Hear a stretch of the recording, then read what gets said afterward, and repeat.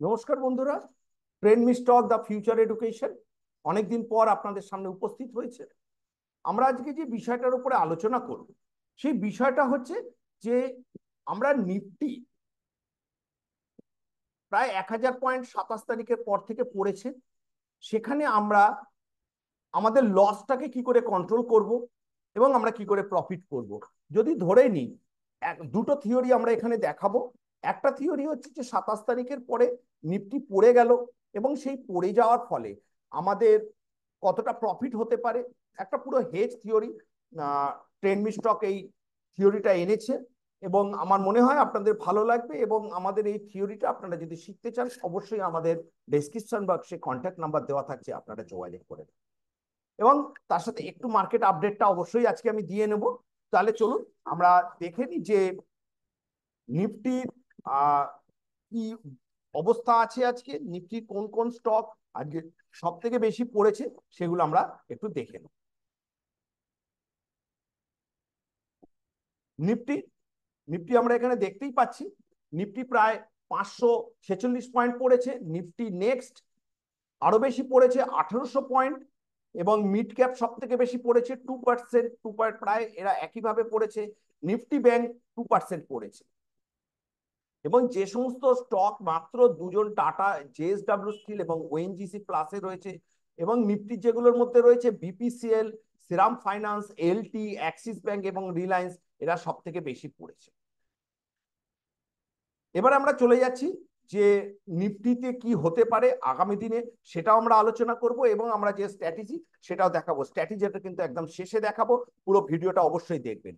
আমাদের নিফটি আগামী দিনে কি হতে পারে সেটার আমরা একটা অবশ্যই সম্ভাব্য একখানা আমরা জায়গা দেখে নিচ্ছি যে নিফটি কিভাবে কি হতে পারে, সেটা আমরা অবশ্যই একবার দেখে নেব।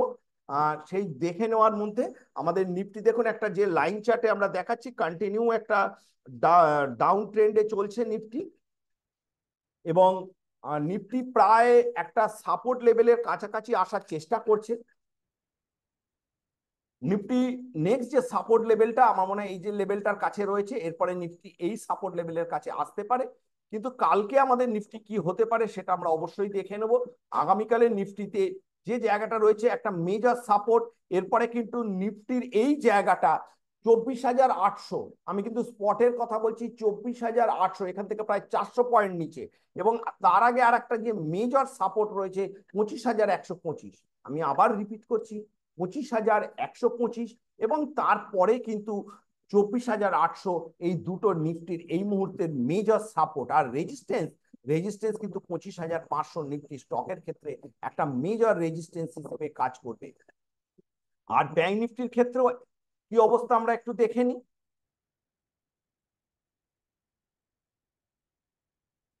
ব্যাংক নিফটির ক্ষেত্রে কিন্তু আরেকটু পড়ার চান্স আছে। নিফটির এই জায়গাটা থেকে, যে জায়গাটা থেকে উঠেছিল 51,000-এর এই লেভেলটা থেকে প্রায় 800 পয়েন্ট নিচে ব্যাংক নিফটি আরো চলে আসতে পারে। এবং সেই চলে আসার জন্য নিফটিকে, ব্যাংক নিফটিকে দেখুন, এই যে সাপোর্টটা ব্যাংক নিফটির, এটা একটা মেজর সাপোর্ট। 51,400 একটা মেজর সাপোর্ট কিন্তু ব্যাংক নিফটির এখানে দেখা যাচ্ছে। সেই সাপোর্টটা ব্রেক করলে নিফটি হয়ে যাবে। কিন্তু যে সমস্যাটা হচ্ছে যে নিফটি এই যে, আমরা যদি একটু আওয়ারলি চার্টে দেখি, বা এই যে নিফটি এই যে 26,250 এবং নিফটি ফিউচার,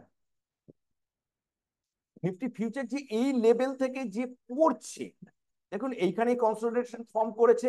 এখান থেকে কিন্তু নিফটি এই যে লেভেলটা ব্রেক করলো, তারপরে কিন্তু আর দাঁড়াতে পারেনি, কন্টিনিউয়াস লোয়ার লো করতে করতেও নেমেছে। তাহলে আমরা কিভাবে আমরা বুঝবো যে আমরা এইখানে আমরা একটা ট্রেড নিচ্ছি, নিফটি যেদিকে গেছে সেই দিকে, আর একটা ট্রেড নেবো নিফটি আমাদের মনে হচ্ছে এইখানে দাঁড়িয়ে ওপরে। সেই স্ট্র্যাটেজিটা আপনাদের সামনে আমি এখন নিয়ে আসছি।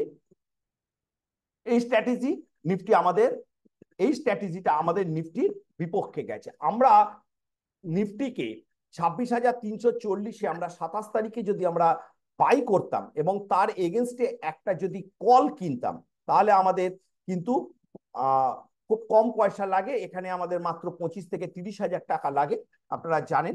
সেইটা যদি করতাম তাহলে কিন্তু নিফটি চলে আসছে আমাদের আজকে অ্যাজ পার ক্লোজিং এ কিন্তু 19,000 টাকা প্রফিট। প্রজেক্টেড প্রফিট 19,000 টাকা। আমরা নিফটি ফিউচার একটা সেল করেছি, তার এগেনস্টে একটা কল বাই করেছি। কিন্তু আমরা যদি উল্টো করে ফেলতাম, আমরা যদি ওই লেভেলে গিয়ে নিফটিকে বাই করে ফেলতাম এবং তার সাথে আমরা একখানা পুটকে বাই করতাম, তাহলে আজকে আমরা নিফটি বাই করার সাথে যদি পুটকে বাই করতাম, তাহলে আজকে আমাদের প্রজেক্টের প্রফিট হচ্ছে 703 টাকা। দেখুন 1000 মানে এক হচ্ছে, আমরা আমাদের সাইডে যদি যেতাম তাহলে আমরা কিন্তু প্রফিট পেতাম 19,000 টাকা, কিন্তু আমাদের যদি অপোজিট হয়ে যেত তাতে কিন্তু আমরা মাত্র 700 টাকা প্রফিট করতাম, আমাদের কোনো লস হতো না। এই থিওরিটা আপনি কিভাবে ইমপ্লিমেন্ট করবেন, এবং এই থিওরিটা অবশ্যই ইন্টারটেন নয়, পজিশনাল ট্রেড, সেটা জানতে অবশ্যই আমাদের সাথে যোগাযোগ করুন। Trade mister the future education আপনাদের সাথে এনেছে যে কিভাবে শেয়ার মার্কেট থেকে রোজগার করা যায়। ধন্যবাদ।